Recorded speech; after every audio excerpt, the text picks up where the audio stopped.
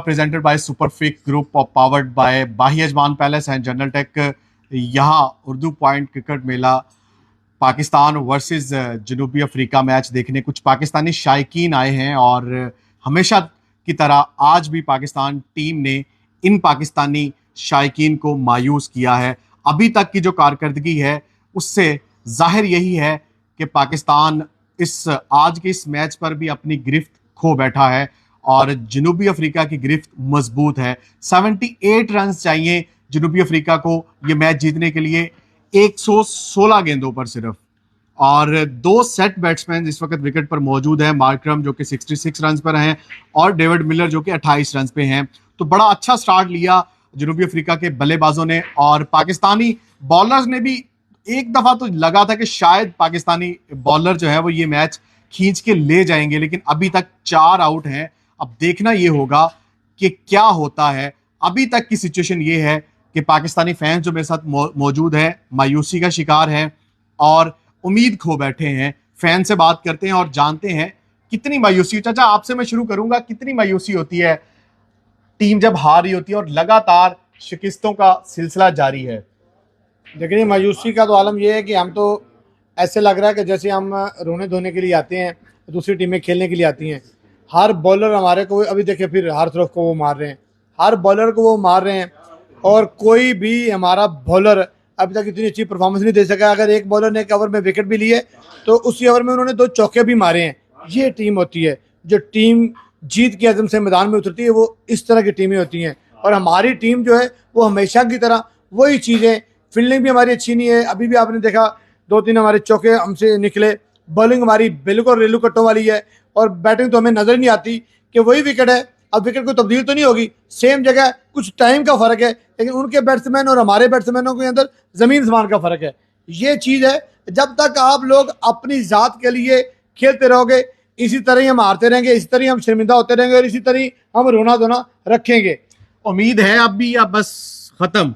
नहीं जी, मैंने तो मैच जब आपने पाकिस्तान की बैटिंग हुई थी मैंने उस टाइम ही कह दिया था कि मुझे तो इस टीम से एक टके की उम्मीद नहीं है और ना ही ये इस काबिल है कि हम इनके ऊपर उम्मीद रख सकें। मुझे अपनी बॉलिंग के ऊपर पूरा भरोसा था कि ये पिटेंगे, जलीलो ख्वार होंगे और ये बुरी तरह शिकस्त से 2-4 होंगे। बुरी तरह शिकस्त से 2-4 होंगे। शुरू वाले जो मैचेस थे जब हमने देखा पाकिस्तान जीत रहा है तो यहाँ पे उर्दू पॉइंट क्रिकेट मेला ने जो यहाँ पे स्टूडियो बनाया है, बड़ी स्क्रीन पर लोग मैच देखने आते थे। लेकिन जब पाकिस्तान टीम हार रही होती है, कारकर्दगी बुरी होती है, तो शायकीन क्रिकेट का जो इंटरेस्ट है वो भी कम हो जाता है। शायकीन का जो क्रिकेट से लगाव है, पाकिस्तान टीम के साथ जो लगाव है वो कम हो जाता है और मायूसी का शिकार होते हैं। ब्रदर, क्या लगता है, अब भी कोई उम्मीद है या बस अब उम्मीद खत्म है और पाकिस्तान लगातार आज अपना चौथा मैच भी हारने जा रही है?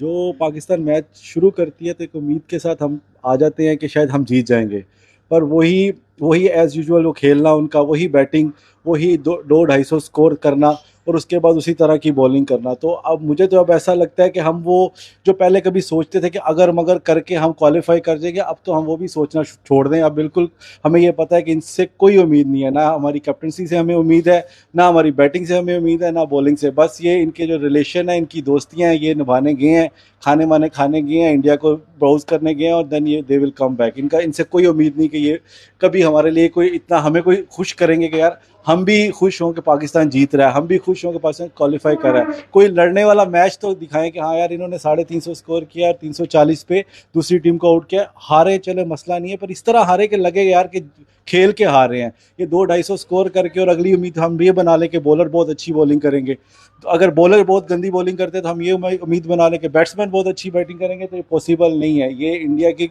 जो पिचेज़ हैं, इंडिया का जो एटमॉस्फेयर है, वो सारे वाकिफ़ है दूसरे लोग, पर पाकिस्तान नहीं है।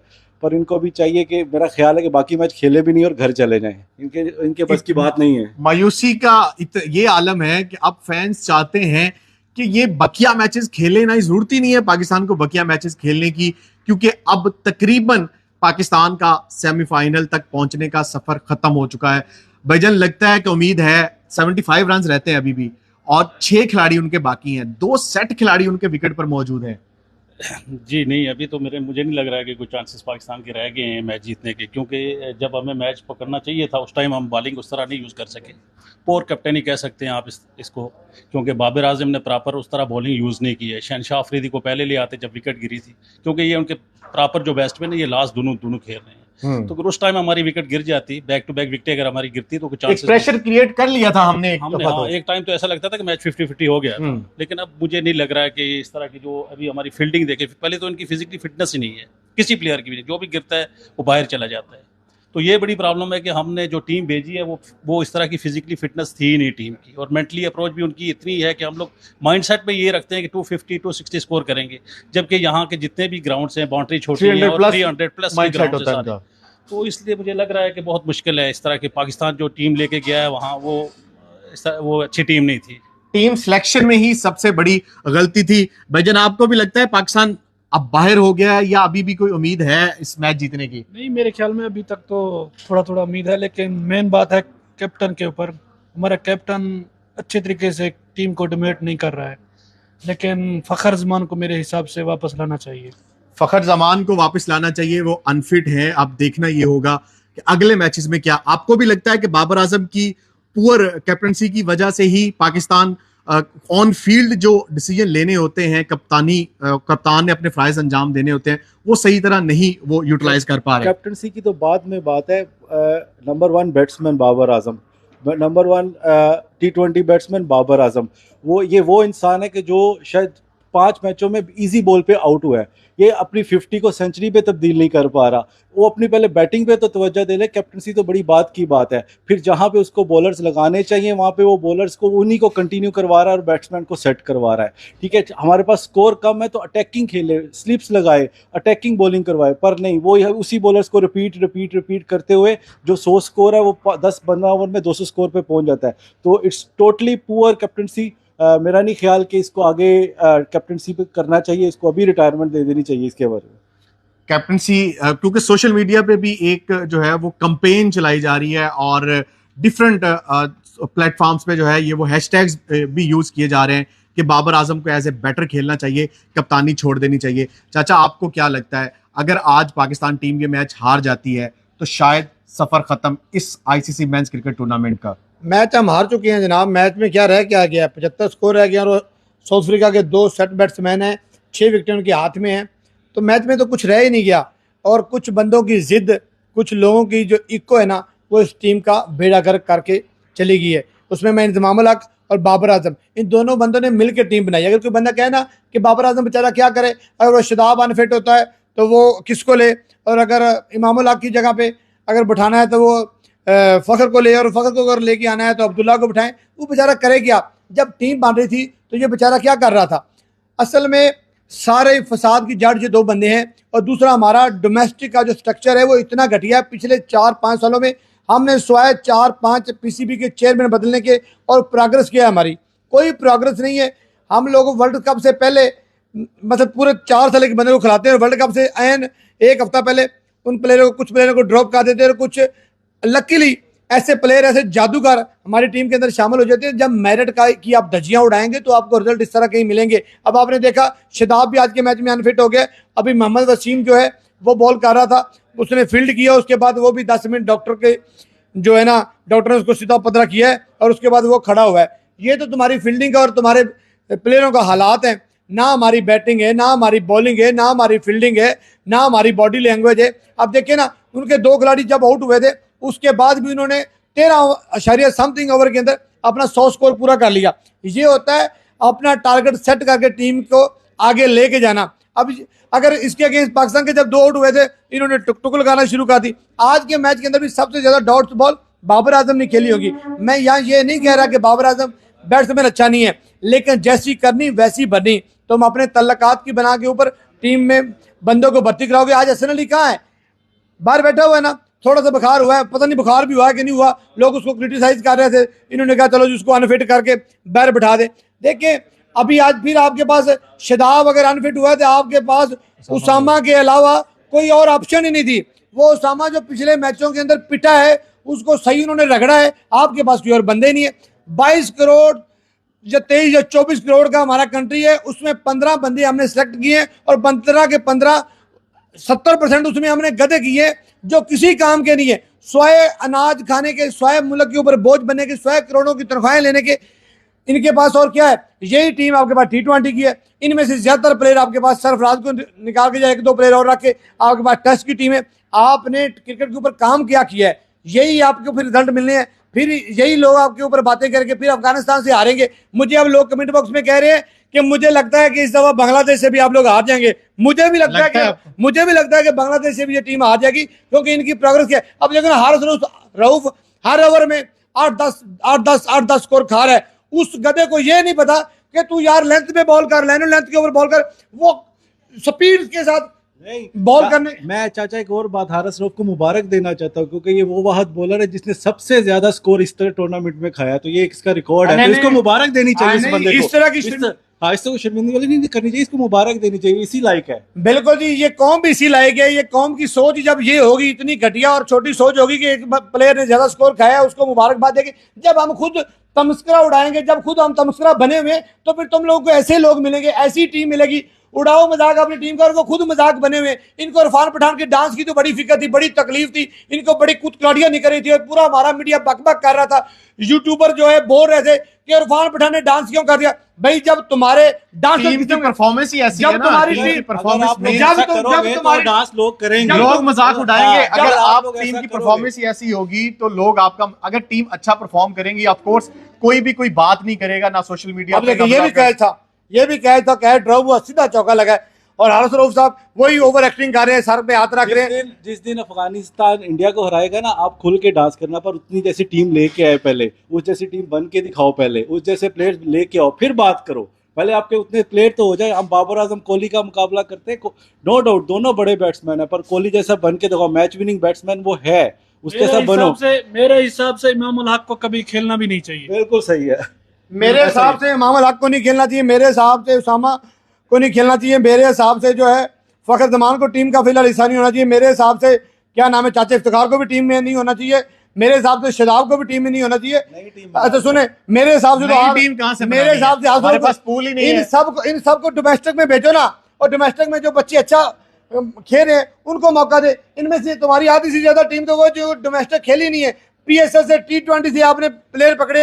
अब बड़े लोग कमेंट कर रहे हैं कि वो क्या नाम है जो 15 खिलाड़ी के बाहर है,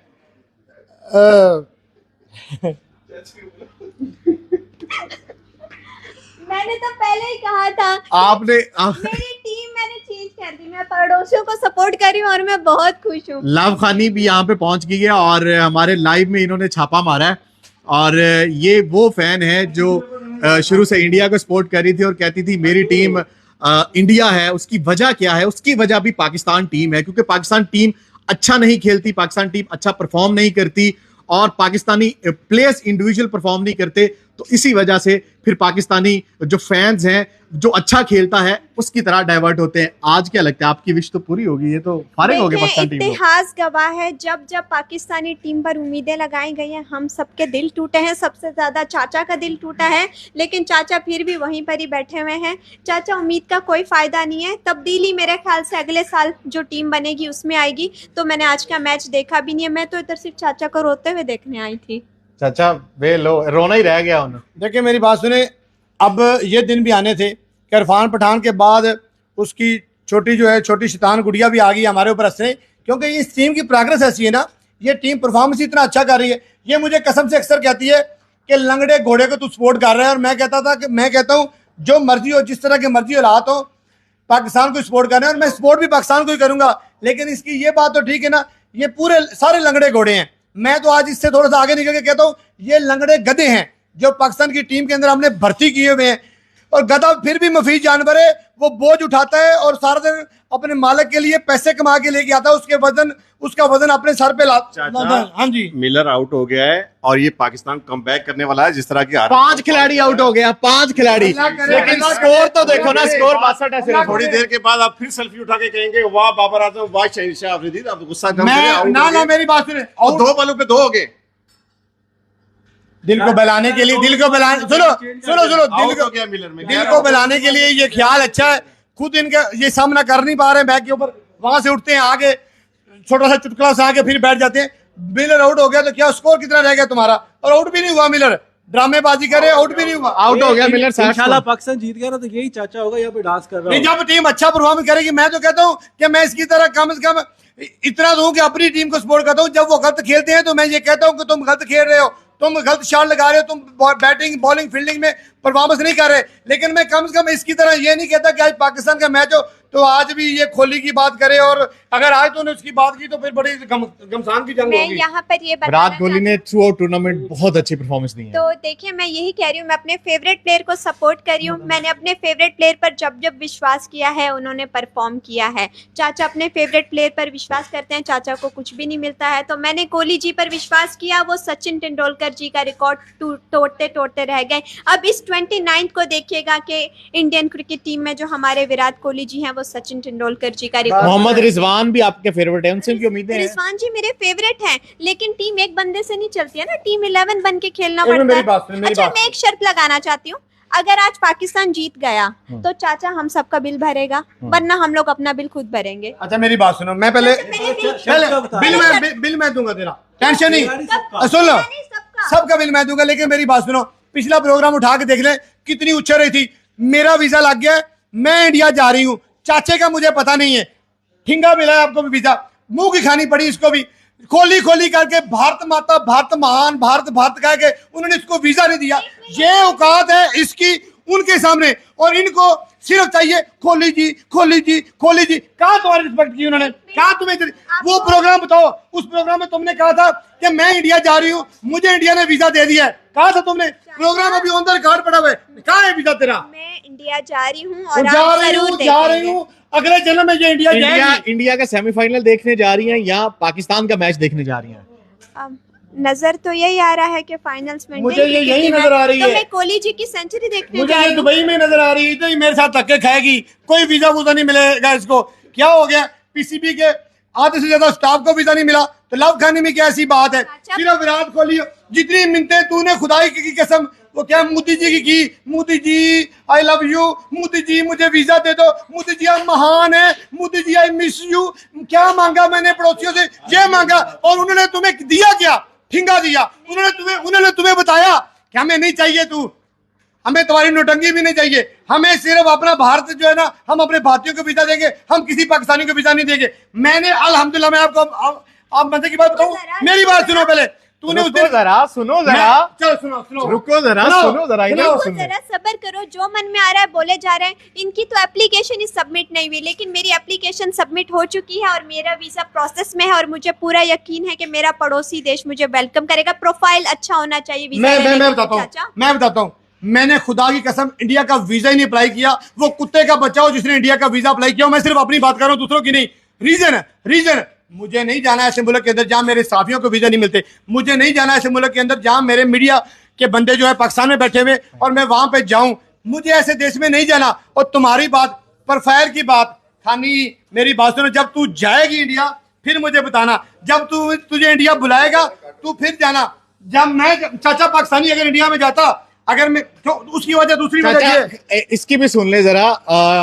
सुनाए लाभ खानी, आपको उम्मीदें पाकिस्तान टीम से तो शायद अब टूट चुकी हैं, और पाकिस्तानी बाकी जो शायकीन हैं उनकी भी उम्मीदें टूट चुकी हैं पाकिस्तान टीम के साथ।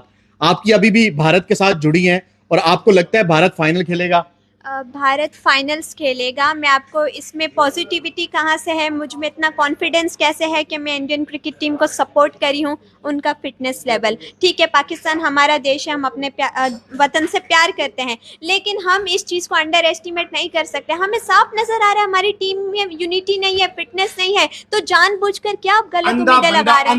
अंधे को एक लूले लगड़े को भी उठा के ले आओ ना, वो कहेगा कि इंडिया फाइनल में जा रहा है। रीजन उसके पॉइंट टेबल के ऊपर उसकी वो परफॉर्मेंस अच्छी है ना, अच्छा रहा है मैं ना। कब कह रहा हूँ कि इंडिया फाइनल में नहीं है? मैंने कहा है कि इंडिया फाइनल में नहीं है। मैं तो ये कहता हूँ कि तुम अगर इंडिया की टीम का मुकाबला करना चाहते हो तो उस जैसी परफॉर्मेंस दिखाओ।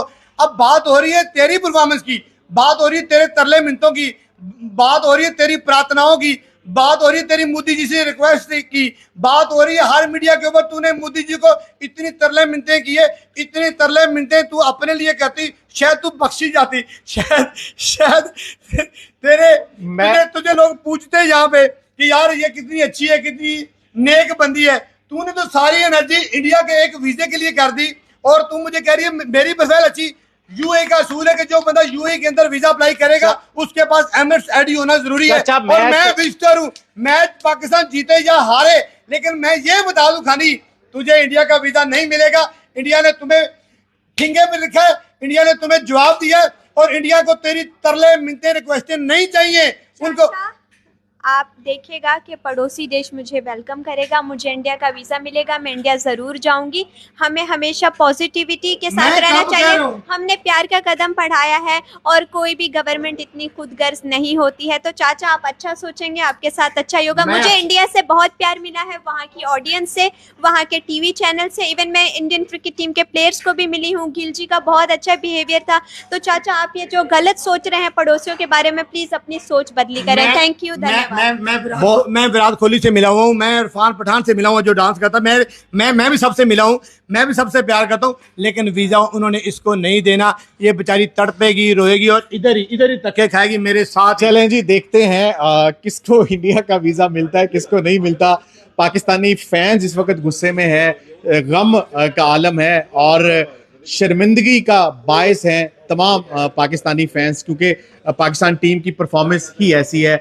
अभी भी उम्मीद बाकी है और हम तो दुआगो हैं कि अल्लाह करे किसी तरीके कोई मुआवजा हो जाए और पाकिस्तान जीत जाए, ताकि हम भी पाकिस्तान को सेमीफाइनल खेलता हुआ देखें, टॉप 4 में देखें। पोस्ट मैच प्रोग्राम तक के लिए इजाजत दें। अल्लाह हाफिज।